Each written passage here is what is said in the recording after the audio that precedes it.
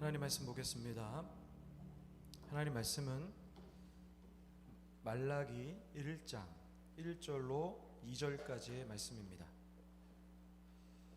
구약성경 1327쪽쯤에 있습니다. 말라기 1장 1절로 2절까지의 말씀을 우리 다 자리에 일어나셔서 우리 하나님 앞에 우리 읽도록 하겠습니다. 말라기 1장 1절로 2절까지 두 구절이니까 우리 다 함께 우리 읽도록 하겠습니다. 우리 함께 읽겠습니다. 여호와께서 말라기를 통하여 이스라엘에게 말씀하신 경고라. 여호와께서 이르시되 내가 너희를 사랑하였노라 하나 너희는 이르기를 주께서 어떻게 우리를 사랑하셨나이까 하는도다. 나 여호와가 말하노라 에서는 야곱의 형이 아니냐 그러나 내가 야곱을 사랑하였고. 아멘. 우리 자리에 앉겠습니다. 자, 기도하겠습니다. 하나님, 우리 사랑하는 신나 청년교회 하나님 기뻐하시고 하나님이 참으로 사랑하시는 귀한 공동체인 줄 믿습니다. 오늘 특별히 말라기의 말씀으로 주님의 말씀을 전하게 될 텐데 또 말씀을 듣는 우리 청년들 가운데 함께 하셔서 또 닫혀진 귀가 열리게 하시고 또한 전하는 자의 또 목소리와 또 모든 것을 주관하셔서 오늘 하나님의 말씀 전할 때 오직 하나님 말씀만 전하는 시간 될 수 있도록 인도하여 주시옵소서. 오늘 말씀 가운데 함께해서 좀 있어하며 예수님의 이름으로 기도했습니다. 아멘. 할렐루야. 네, 여러분 축복하고 사랑합니다. 저는 오늘 말라기서 1장 1절과 2절 말씀을 중심으로 하나님과 마음이 하나 된 자라는 말씀의 제목을 가지고 말씀을 전하도록 하겠습니다. 하나님과 마음이 하나 된 자라는 말씀의 제목입니다. 이제 여러분 우리가 다사다난했던 2020년도가 이제 끝났고 2021년도가 되었습니다. 여러분 기쁘십니까? 어떠세요? 희망이 보이세요? 어떠십니까? 보이시고요. 좋습니다. 우리 사랑하는 심나 청년 여러분, 2021년도에도 하나님께서 주시는 놀라운 축복을 이 땅 가운데 누리며 살아가시기를 다시 한번 주님의 이름으로 축원합니다. 새해 복 많이 받으세요. 우리 인사하겠습니다. 새해 복 많이 받으세요. 네, 받으세요. 네. 여러분 제가 2020년도에 1년 동안 이 창세기의 12장부터 25장의 말씀을 중심으로 믿음의 길이라는 주제를 가지고 아브라함에 대해서 제가 설교를 드렸습니다. 다시 한번 제가 또 반복하고 싶은 거는 우리 삶이 믿음의 길을 걸어가고 있다는 거예요. 여러분 이거 하나만 기억하시면 여러분 2020년도의 한 해의 설교는 여러분 다 잊으셔도 이거 하나만 기억하시면 참으로 좋을 거라고 저는 생각을 합니다. 그래서 제가 이제 2021년도가 되었으니까 새로운 이제 본문의 설교를 시작하려고 합니다. 특별히 2021년도에는 이 구약 성경의 마지막에 기록되고 있는 이 말라기서를 가지고 한 약 3개월 정도 제가 말씀을 전하려고 합니다. 제가 특별히 이 말라기서 설교를 들어가기 전에 여러분에게 꼭 하고 싶은 얘기가 하나 있었습니다. 그게 뭐냐면 오늘 이제 몇 명 청년들이 저한테 물어보는 거예요. 찾아와서 물어봤어요. 뭐라고 물어봤니? 목사님, 왜 목사님은 항상 한 본문 가지고만 말씀을 전하십니까? 이렇게 물어보시는 거예요. 한두 분이 아니었어요. 저한테 이렇게 물어보셨어요. 왜 창세기 12장부터 25장까지 계속 제가 말씀을 전했잖아요. 아마 그래서 저한테 물어봤던 것 같아요. 저는 이제 제가 개인적으로 이제 본문을 이렇게 정하고 하는 나름의 어떤 목회자로서의 생각이 있습니다. 그게 뭐냐면 다른 목사님들은 안 그러세요. 다른 목사님들은 참 뛰어나신 목사님이라 그렇지만 저는 부족한 목사라서 혹여나 제가 이게 살다 보면 이런 게 있잖아요. 제가 누군가한테 무언 말을 해주고 싶을 때가 있잖아요. 그런 게 있을 때 혹여나 내가 그 생각으로 본문을 정할까라는 두려움이 제 안에 있는 거예요. 그래서 제가 하나님의 말씀을 전해야 하는데 혹여나 내가 하고 싶은 얘기를 청년들에게 전한다는 그 마음속에 두려움이 생기더라고요. 그래서 제가 또 물론 시신학교에도 그렇고 제가 하늘비전교회 본교에서도 마찬가지 똑같이 합니다. 다니엘서를 선교했고 요나서 했고 요한복음을 계속했거든요. 제가 그러니까 이렇게 본문을 정해서 하는 이유는 하나님이 우리 교회 청년들에게 본문 어떤 것을 말씀하고 싶은지 내 어떤 사견을 없애고 싶어서 제가 본문을 이렇게 순서대로 하는 겁니다. 그러니까 저는 무엇보다도 설교를 할 때 제일 중시하는 게 뭐냐면은 이 본문에서 우리에게 무엇을 얘기하고 하나님은 우리에게 무엇을 말씀하고 싶은가에 대해서 제가 깊은 관심이 있어요. 그래서 제가 이렇게 본문을 정한다는 것을 이해를 해주시기를 부탁을 드립니다. 말라기서에서 들어가기 전에 말라기서는 어느 성경과 참으로 마찬가지로 특히 이 종말의 시기를 준비하고 있는 우리 시대를 살고 있는 우리에게 이 말라기서는 너무나도 중요하다라고 이야기할 수 있어요. 여러분, 구약 시대와 신약 시대 사이에 한 시대가 있어요. 그게 한 약 400년이 되는데 이 시기를 뭐라고 부르냐면 바로 신구약 중간기라고 부릅니다. 근데 이 신구약 중간기는 어떤 특별한 시대냐면, 여러분 구약 시대에 보면은 수많은 선지자들이 와서 하나님 말씀 전하고, 실제로는 어떨 때는 하나님이 직접 그곳에 나타나셔서 말씀하시기도 하셨죠. 그리고 신약 시대는 어땠습니까? 바로 하나님 그 자체이신 예수님께서 이 땅에 내려오셔서 사람들에게 함께 더불어 살아가고 말씀하셨어요. 그런데 참으로 신기한 것은 이 400년 동안은 단 한 명의 선지자도 없었어요. 하나님의 기적도 없었어요. 그래서 신학자들은 이 시기를 어떤 시기라고 부르냐면 바로 하나님의 침묵기다, 이렇게 또 표현합니다. 그러니까 신구약 중간기 때는 하나님의 어떤 기적도 어떤 말씀도 하나도 없었던 거예요. 그런데 많은 신학자들이 바로 이 신구약 중간기를 무엇과 비교해서 설명하냐면 바로 종말과 비교해서 설명해요. 그러니까 다시 이야기한다면 이 신구약 중간기 이 시대가 바로 종말의 한 예시의 사건이 될 수 있다라고 표현을 하는 거예요. 그렇다면 말라기서는 우리에게 너무나도 중요해요. 왜 그러냐면 이 말라기서는 신구약 중간기가 나타나기 바로 직전에 일어난 BC 5세기에서 일어난 그 일들을 기록하고 있기 때문에요. 다시 말하면 우리가 이 말라기서에서 일어나고 있는 사람들의 이런 모습을 보면서 종말의 시기를 살아가고 있는 우리가 바로 우리의 삶을 정확하게 돌아볼 수 있는 거죠. 그러니까 그러기에 우리가 말라기서를 유의하고 집중해서 봐야 할 필요성이 우리에게 분명하게 있다는 것입니다. 여러분, 말라기서는 아주 독특한 구조로 되어 있어요.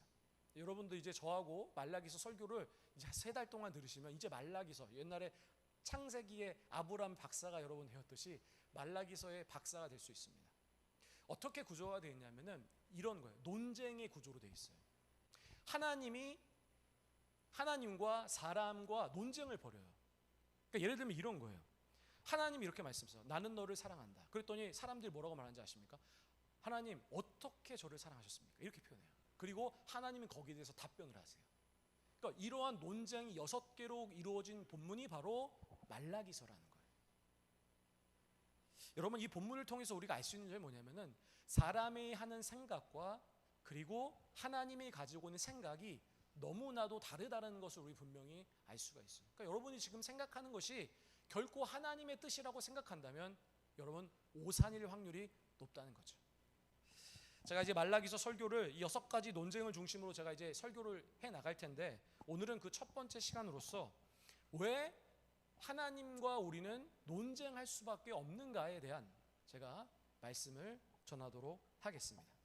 3가지로 말씀을 드리는데, 첫 번째로 하나님과 우리와 논쟁이 일어날 수밖에 없는 이유는 그게 무엇이냐면 바로 하나님과 우리의 관심 분야가 다르기 때문에 그래요. 하나님은 어디에 관심이 계시냐면은 하나님 나라라는 개념에 관심이 계시고, 우리는 무엇에 관심을 갖고 있냐면 우리의 현재의 이 땅의 삶에 관심을 아주 철저하게 갖고 있기 때문이라는 거예요. 여러분, 남유다 이스라엘이 2개로 나눠지고 나서 북이스라엘 멸망하고 나서 BC 586년에 남유다가 완전히 멸망하는데, 여러분 특별히 BC 586년도는 꼭 여러분은 공부를, 성경을 아는 사람들은 반드시 알고 있어야 돼요. 586 외우기 쉽겠죠. 그러니까 여러분 꼭 외우고 계세요. 586은 굉장히 중요한 사건이기 때문에 그래요. BC 586년도에 무슨 일이 일어나냐면 바로 남유다가 바벨론이란 나라에서 완전하게 이제 파괴가 됩니다. 그리고 나서 약 50년의 시간이 지난 BC 537년도에 이 바벨론의, 그러니까 유다를 멸망했던 이 바벨론 정부가 완전히 무너지고, 후에 바로 페르시아란 나라가 거기서 점령을 해요. 그리고 나서 그러면 유다는 어디 소권으로 넘어갑니까? 바로 페르시아로 넘어가는 거예요. 그런데 참 신기한 게 페르시아 정부로 넘어가고 나서 어떤 기적이 일어나냐면 바로 이 페르시아의 왕이었던 고레스라는 왕이 이 전 지역에 해방령을 내려요. 그리고 나서 바로 유다가, 바벨론에 있던 유다의 사람들이 드디어 해방을 받게 돼요.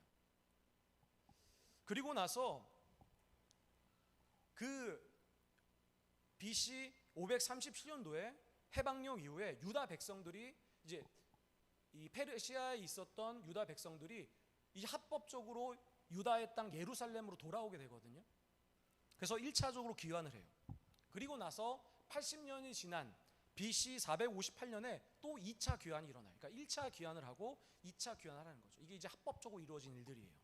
근데 바로 2차 귀환, 1차 귀환이 되고 그리고 나서 2차 귀환이 되던 그 시절이 바로 말라기서의 배경이 돼요. 이해하시겠죠? 요런 배경을 좀 가지고 오늘 본문을 보셔야 돼요. 자, 이제 얘기를 들어보면 1차 때 돌아온 사람들 있잖아요. 이 바벨론에서 포로 생활하다 1차 때 돌아온 사람들, 그리고 2차 때 돌아온 모든 사람들이 마음속에 어떤 생각을 하고 돌아왔냐면 이런 생각을 했어요. 아, 하나님이 나를 엄청 축복할 거다라고 생각한 거예요. 왜냐하면 말도 안 되는 기적의 사건을 그들이 본 거예요. 무슨 일이 일어났냐면 해방이 일어나는 거예요. 여러분, 해방이 일어나는 게 쉬운 문제가 아니에요. 어떤 식민지가 돼서 자기의 주권 없이 살아가던 그 유다 백성들이 어느 날 자신들이 힘이 세서 그런 것도 아니고 어떤 이유도 없이 갑자기 왕이 바뀌었는데 그 왕이 어느 날 너희들 돌아가라 이렇게 얘기하는 거예요.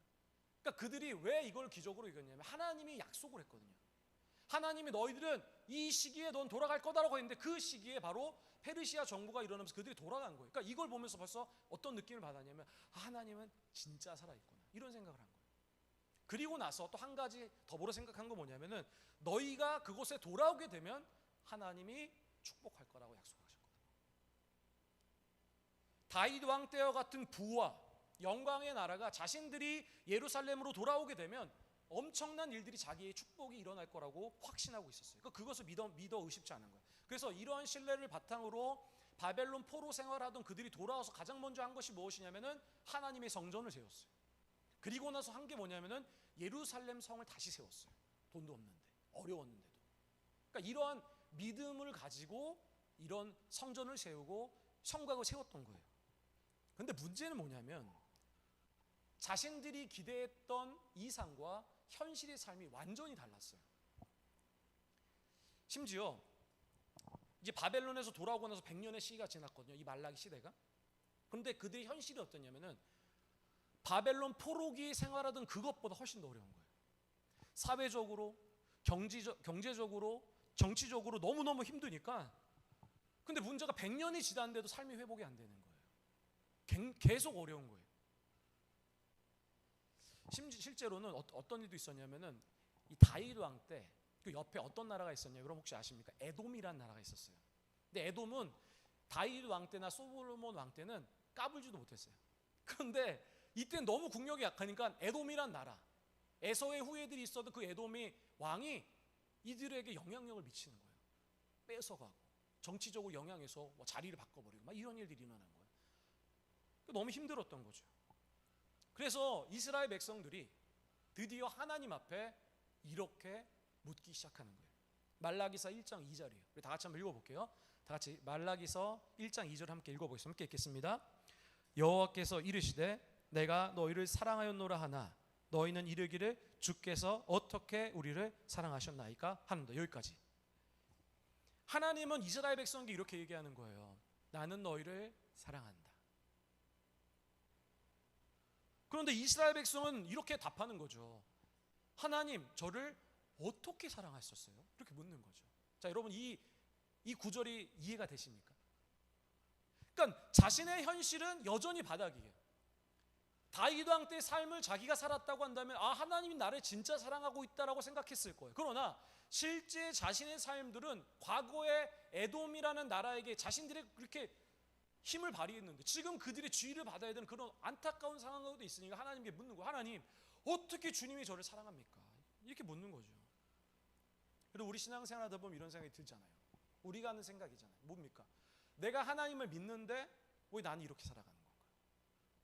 하나님을 믿으면 내 상황이 나아져야 하는 거죠. 경제적으로 어떻게 됩니까? 하나님 백성인데 경제적 상황이 나아져야죠. 그리고 우리의 어떤 정치적인 입지도 어떻게 됩니까? 커져야죠. 우리 중에 누구가 나와야 되는가? 대통령도 나오고 세계 유명한 사람이 나와야죠. 그런데 현실은 그렇지가 않다라는 거예요. 자신의 현실의 문제를 바라보면서 하나님이 정말로 계시는가? 현실의 삶을 비교하면서 하나님이 계시는가에 대해서 끊임없이 질문하는 거죠. 왜 하나님은 나를 사랑하는데 내 상황은 이렇게 어려운가? 이런 거죠. 우리가 하나님과 연관해서 자꾸 이런 생각이 드는 이유가 무엇이냐면 이거예요. 우리는 철저하게 우리 삶에만 집중하고 있기 때문에 그래요. 우리의 관심이 우리 삶에 있기 때문인 거죠. 우리의 관심이 어디 있습니까? 오직 이거죠. 내 삶. 내가 지금 오늘 먹고 마시는 것이 무엇인가? 내가 지금 어디에 살아가고 내가 지금 무엇을 이 땅에서 소유하고 있는가에 대해서 우리는 지금 생각을 하는 거예요. 이게 우리 인생의 가장 큰 거예요. 이게 없으면 하나님은 없는 거라고 우리는 결론을 짓는 거죠. 특별히 제가 봤을 때는 이 한국 사람들은 어떻게 생각하냐면 상대적인 게 커요. 그러니까 상대적으로 더 많이 가져야 되는 거예요. 실제로 여러분 한국 사람들이 생각보다 부자예요. 여러분들이 잘 모르시겠지만 제가 외국을 나보면 알아요. 가난한 사람들이 상당히 많아요. 다 월세에 살아요. 근데 여러분 우리 뭐라고 말합니까? 월세 살면 뭐라고 합니까? 하나님 없다 그러잖아요. 세상 사람들 외국인들이 대부분의 월세에 살아요. 여러분 집 있는 사람이 많지가 않아요. 그런데 우리는 뭐라고 하냐면 집이 없으면 내가 월세에 살면 하나님은 안 계신다라고 그러죠. 우리의 삶을 남들과 비교했을 때 내가 무엇을 먹고 어디에 살고 무엇을 가지고 있느냐가 내 삶에 뒤처지기 시작한다면 우리는 크게 낙심하는 거예요. 그리고 이스라엘 백성처럼 하나님 앞에 이렇게 묻는 거죠. 하나님, 당신이 도대체 나를 어떻게 사랑했습니까? 여러분이 하는 질문 아닙니까? 우리의 이런 처절한 어떤 핀트가 벗어나는 이런 뭔가 초점이 벗어나는 그런 질문에 하나님은 어떻게 하신지 아십니까? 하나님은 응답하지 않아요. 우리 인간의 이러한 요구에 하나님은 결코 응답하지 않아요. 왜 그러냐면 하나님이 우리에게 관심 있는 것은 우리 각자의 관심 있는 것은 너가 무엇을 먹고 너가 지금 무엇을 어디에 살고 무엇을 갖고 있나에 집중하고 계시지 않고 오직 너 안에 이루어진 하나님 나라에 관심을 갖고 있기 때문에 그래요. 여러분 잘 알고 있죠? 이사야 55장 8절과 9절이에요. 이는 내 생각이 너희 생각과 다르며 자 이게 더 중요합니다. 내 길은 너희의 길과 다르다라는 거예요. 여호와의 말씀이니 이는 하늘의 땅보다 높음 같이 내 길은 너희 길보다 높고 내 생각은 너희 생각보다 높다라고 얘기하는 거예요. 하나님은 우리가 가지고 있는 생각보다 훨씬 더 고차원적인 생각을 하고 있어요. 그렇기 때문에 하나님은 우리의 요구를 받아줄 수가 없는 거예요. 그럼 하나님은 지금 도대체 어디에 관심이 있냐? 제가 이야기 드린 것처럼 하나님 나라예요. 마태복음 4장 17절에 보면 하나님이신 예수님께서 이 땅에 오셔서 뭐라고 말씀하시냐면 예수께서 비로소 전파하여 이르시되 회개하라 천국이 가까웠다. 이 천국이라는 것은 바로 하나님 나라를 얘기해요. 그러니까 예수님께서 이 땅에 오셔서 복음을 전하시는데 이 복음이 무엇에 대한 얘기냐면 하나님 나라에 대한 얘기예요. 여기서 말하는 하나님 나라는 크게 두 가지로 이해할 수 있어요. 첫 번째 뭐냐면 우리의 거룩한 삶을 통하여 이 땅에 퍼지게 될 하나님 나라 이거예요. 그래서 예수님 뭐라고 말씀하십니까? 회개하라는 거예요. 회개라는 것은 우리가 눈물을 흘리고 땅바닥을 치면서 하는 것이 회개가 아니라 우리 삶의 완전한 터닝 포인트, 변화를 얘기하는 거예요. 그래서 하나님 우리가 삶이 변화되어 우리 삶의 변화를 통해 이루어지는 하나님 나라를 보기 원하시는 거예요. 두 번째로 얘기하는 하나님 나라라는 것은 여러분 잘 아시는 우리가 예수님을 믿고 가서 우리 가야 할 하나님 나라예요. 늘 이야기 드리지만 지난 설교 때도 얘기 드렸지만 우리가 가는 그 길은 끝은 천국이에요. 우리 이 땅의 삶은 끝이 아니에요. 우리 죽음 이후에 걸어가야 할 또 그 길이 바로 천국 하나님 나라. 하나님이 준비하신 이 땅과 비교할 수 없는 그 영원한 영광이 있는 그곳이 바로 우리가 가야 할 땅이라는 거죠.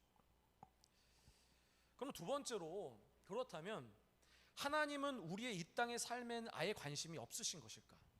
아니요, 그렇지 않아요. 하나님이 성경에서 우리가 이 땅에 어떻게 살아가는 것에 대해 관심을 갖고 있다는 것을 분명히 표현하고 계세요. 대신 하나님은 우리를 이렇게 요구하는 거예요. 순서를 바꾸라는 거예요. 순서를 바꾸라. 이 땅의 삶에 대한 관심이 먼저가 아니라 하나님 나라에 관심을 갖는 거예요. 너희가 먼저 하나님 나라를 구하면 내가 너에게 주어진 모든 것을 붓겠다라는 하나님 말씀인 거죠. 이 땅에 관심만 갖고 있었던 이 말라기서에 있었던 이스라엘 백성이 하나님이 오늘 이렇게 말씀하셨어요. 말라기서 1장 9절이에요. 다 같이 한번 읽어볼게요. 함께 읽겠습니다. 1장 9절입니다. 시작. 만군의 여호와가 이르노라 너희는 나 하나님께 은혜를 구하면서 우리를 불쌍히 여기소서 하여 보라. 너희가 이같이 행하였으니 내가 너희 중 하나인들 받겠느냐. 여기서 말하는 은혜라는 것은 뭐냐면 이 땅의 축복이에요. 그러니까 이 사람들은 땅에 돌아와서 그들의 관심은 다윗 왕 때의 영광, 다윗 왕 때 누렸던 부, 이거를 지금 그 사람들이 관심을 갖고 있어요. 그러면은 하나님이 살아계신다라고 믿었다라고 하는 거죠.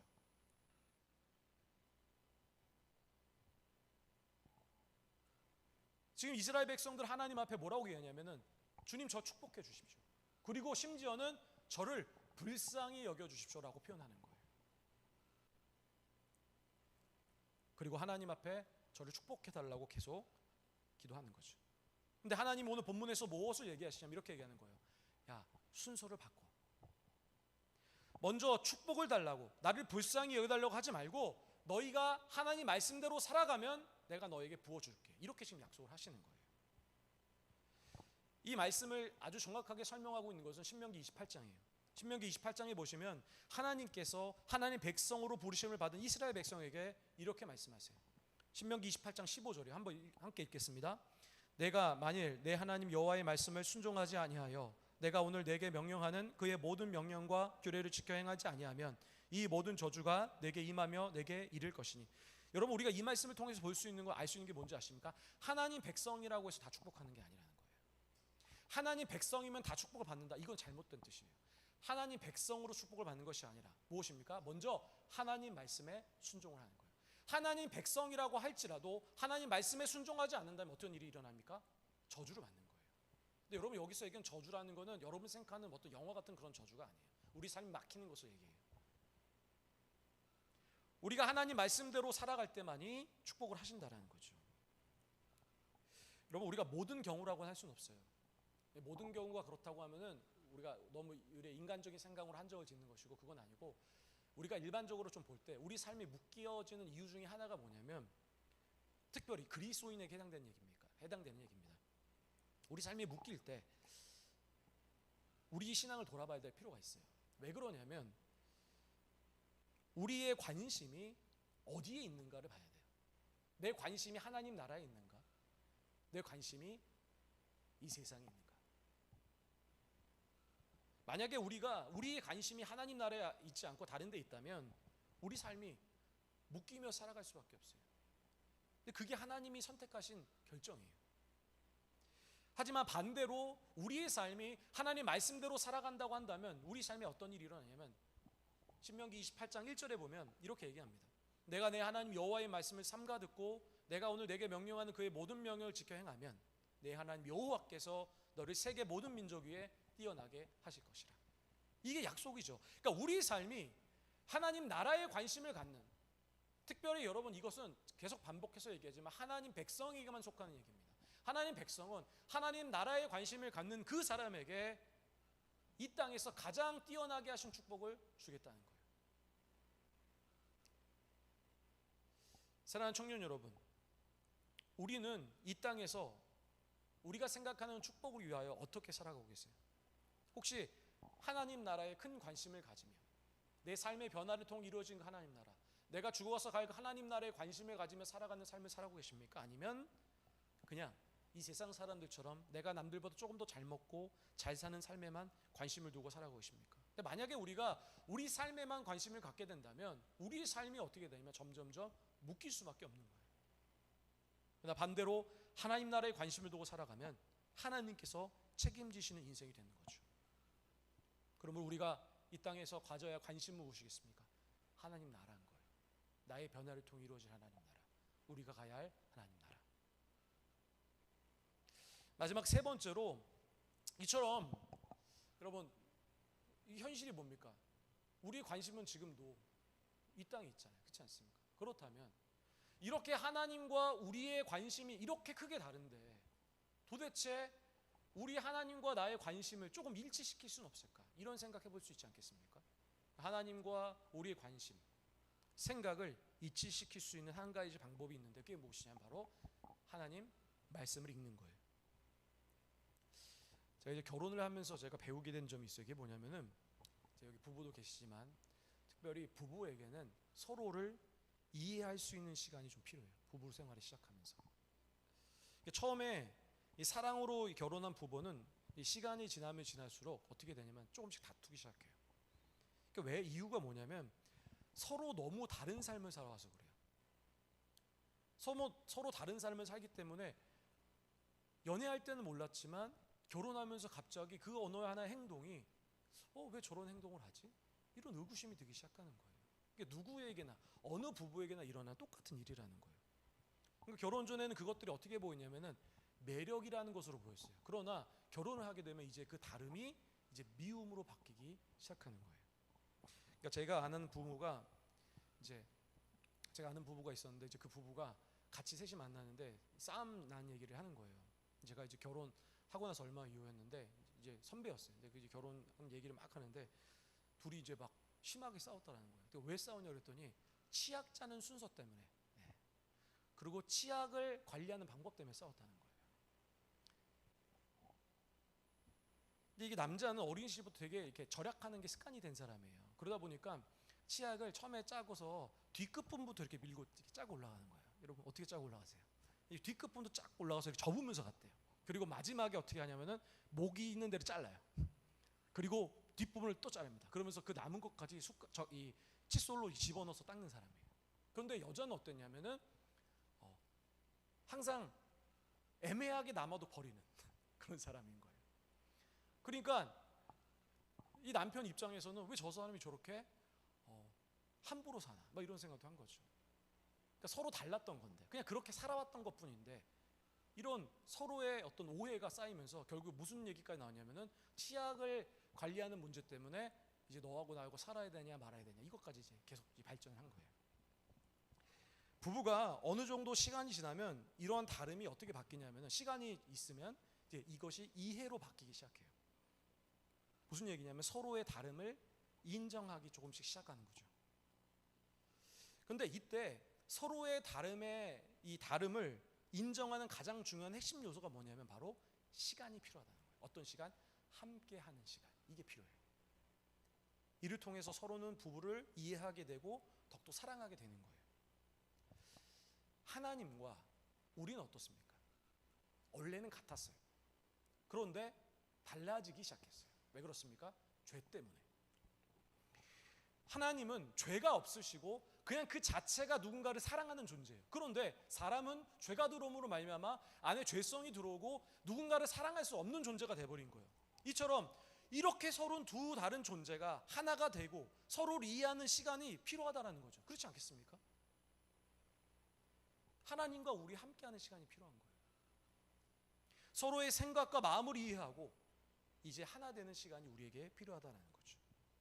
다윗이 그랬어요. 사도행전 13장 22절에 보면 다윗을 이 사도행전 저자는 뭐라고 평가하냐면 이렇게 얘기합니다. 다윗을 만나니 내 마음에 맞는 사람이라 내 뜻을 다 이루리라 하시던 이렇게 표현했죠. 여러분 전에 이 개역 성경 때는 뭐라고 표현했냐면 마음에 합한 사람 이 얘기를 하는 거죠. 우리가 잘 아는 본문 하나님과 마음이 합한 자 이 다윗에 대한 얘기예요. 하나님께서 다윗을 하나님의 마음과 합한 자라고 이야기한 이유의 배경이 뭐냐면 다윗이 되게 힘들고 가정적인 문제로 힘들어서 자신의 외로움을 토로하며 살아갈 때 그는 하나님과 교제했어요. 그리고 자신의 인생의 역경이 있을 때도 하나님과 교제했어요. 하나님을 놓지 않았어요. 점점점 하나님과 보내는 시간이 점점점 증가하면 증가할수록 그가 느껴가는 것은 바로 하나님과 자신의 일치를 느껴가기 시작했던 거예요. 그러니까 하나님 그에게 뭐라고 얘기합니까? 이제 너는 나와 하나가 된 거예요. 결국 하나님의 그 마음이 합한 자가 되었던 그에게 하나님 어떻게 하셨습니까? 축복하신 거예요. 다윗 왕에게 주신 그 축복은 세상이 모든 사람들이 받고 싶어할 만한 큰 복이죠. 그 축복이 누구에게 있냐? 바로 마음에 합했던 다윗에게 일어났던 축복이라는 거죠. 그러면 우리가 지금 현재 시대를 살아가고 있는 우리가 하나님과 마음을 합한 존재로 살아가기 위해서는 무엇이 필요하냐? 바로 말씀이신 하나님과 가까이 한다는 거죠. 요한복음 1장 1절에 보니까 뭐라고 얘기합니까? 태초에 말씀이 계시는데 이 말씀이 하나님과 계셨는데 이 말씀은 누구십니까? 곧 하나님이다라는 거죠. 즉, 이 성경과 함께 하나는 사람, 말씀과 함께하는 사람은 결국 하나님과 하나 될 수 있는 거죠. 그러기에 우리 사랑하는 청년 여러분, 우리가 해야 할 것은 2021년도 제가 새해 여러분들에게 강력하게 권고하고 싶은 것은 하나님 말씀을 읽는 삶이에요. 여러분이 세상적인 삶을 살아가고 있을 거예요.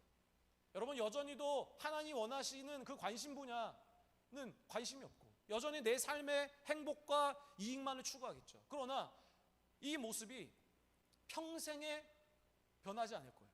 그러나 변할 수 있는 비결을 제가 얘기 드린다면 2021년도에 이 말씀을 여러분 삶과 함께 하는 거죠. 계속 읽고 이와 함께 하는 거예요. 그렇다면 점점점 여러분의 삶이 변화되는 것을 경험할 수 있는 거예요. 그래서 여러분 청년들 2021년도에는 무엇보다도 하나님 말씀을 읽으면서 살아가시기를 주님의 이름으로 축원합니다. 말씀을 정리합니다. 제가 오늘 결론 내릴 때 이 말락이라는 이 단어의 의미에 대해서 이 의미를 가지고 결론을 내리고 싶어요. 말락에서 1장 1절입니다. 우리 다 같이 한번 읽어볼게요. 말락에서 1장 1절 함께 읽겠습니다. 여호와께서 말라기를 통하여 이스라엘에게 말씀하신 경고라. 전 여러분이 이것을 질문하고 싶어요. 그게 뭐냐면 하나님이 BC 5세기 바로 하나님의 이 신구약 중간기 이 시대 바로 이전에 왜 하나님은 이 말라기라는 선지자를 통해서 말씀하셨냐는 거예요. 굳이 많은 사람들이 있었어요. 하나님의 절대적 권위로 사람을 부르셨는데 왜 굳이 말라기를 통해서 말씀하셨냐는 거죠. 근데 여러분 성경에 나오는 지명의 이름은 그 이름에 그냥 이름을 지은 게 아니에요. 의미가 담겨져 있어요. 여러분 말라기라는 뜻은 무엇인 뜻이냐면 나의 사자라는 뜻이에요. 나의 사자. 여러분 사자는 뭐냐면은 이제 왕이 있으면 이 왕의 생각과 이 마음을 이 상대국이나 혹은 내 부하에게 전하는 일을 하는 사람이 사자예요. 어떤 왕의 뜻을 전하는 사람이죠. 왕의 뜻을 전하기에 이 수신자에게 왕의 위엄을 절대 버릴 수 없어요. 왕의 위엄을 가지고 그 사람에게 왕의 뜻을 전하는 그 일을 하는 사람이 사자예요. 하나님께서 말락이라는 선지자를 통해서 이 이름의 의미를 통해서 우리에게 전하고 싶었던 것은 무엇이냐면 이거예요. 내가 이 시대에 이 종말을 당한 이 시대에 나의 말과 나의 행동을 하기 원하는 그 사람을 찾고 싶었던 거예요. 내 사자를 찾고 싶었던 거죠. 내 말씀을 전하고 내 말씀대로 살아가고. 근데 바로 이 일이 바로 이 종말의 시기를 다가오고 있던 이 말락의 선지자를 통해서 하나님이 원하셨던 거죠. 여러분 우리의 삶의 관심은 어디 있습니까? 우리 여전히도 내 삶의 결과를 보면서 하나님이 계시냐 안 계시냐를 따져요. 내 삶이 풀러지지 않고 내 삶이 묶이게 되면은 하나님 안 계시더라고 얘기하죠. 그러나 그렇지 않아요. 그렇지 않아요. 하나님은 우리 환경과 모든 거에 상관없어요. 오직 하나님의 관심은 하나님 나라에 있어요. 오늘 하나님이 여러분에게 찾고자 하세요. 내 사자를 찾는 거죠. 내 말대로 행하고 내 말을 전할 수 있고. 사랑하는 청년 여러분, 지금 이 시대에도 하나님은 우리 하나님의 마음과 생각 같이 하여 하나님과 사자가 되는 그 사람을 찾기 원하세요. 누가 하나님과 같은 사자가 되겠습니까?